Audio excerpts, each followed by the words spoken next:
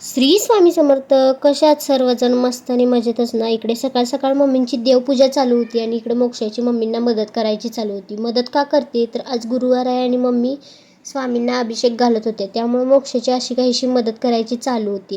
कारण लास्टला अभिषेक तिलाच मिळायला पाहिजे, त्यामुळे मदत तर केलीच पाहिजे.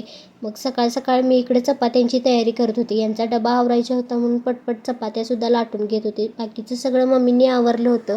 माझी थोडी तब्येत बरी नव्हती, त्यामुळे मम्मींनीच लवकर उठून सगळं आवरलं होतं आणि बाकीचं चपात्यांचं फक्त मी घेतलं होतं.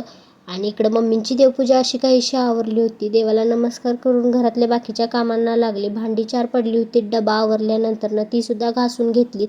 लागलंच किचन ओटासुद्धा साफ केला. गरमी एवढी वाढली ना की काही विचारूच नका. जेवणापेक्षा जास्त पाणीच प्यावंसं वाटतंय, म्हणून बाटल्या स्वच्छ घासून घेतल्या आणि फ्रीजमध्ये ठेवून दिल्या. लहान होते तेव्हा घरी फ्रीज नसल्यामुळे ह्याच्यातून पाणी आण त्याच्यातून पाणी आण असं करायचं. पण आता घरात फ्रीज आहे पण पाणी पिऊ वाटत नाही. असं का होतंय काय माहिती नाही. आता म्हणत असशील की एवढ्या मोठ्या बाटल्या काही फ्रीजला लावते. काय नाही हो, छोट्या बाटल्या डीमार्टमधून आणलेल्या पोरींनी सगळ्या एक एक करून कुठं टाकून दिल्या, म्हणून ह्या बाटल्या फ्रीजला लावायची वेळ आली. तर असो, घरातलं सगळं काम आवरायला घेतलं आणि या मॅडमांचं असं TV बघणं काहीतरी चालू होतं आणि म्हटलं लागलं झाडांनासुद्धा पाणी घालून घ्यावं, म्हणून झाडांनासुद्धा पाणी घालून घेतलं.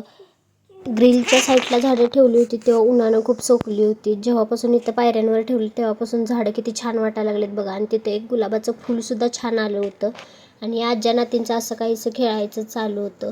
आणि मी तुम्हाला बोलली होती माझं ज्वेलरी कलेक्शन शेअर करायचं आहे तुमच्यासोबत, तर लॉंग व्हिडिओ टाकला आहे, नक्की चेक करा.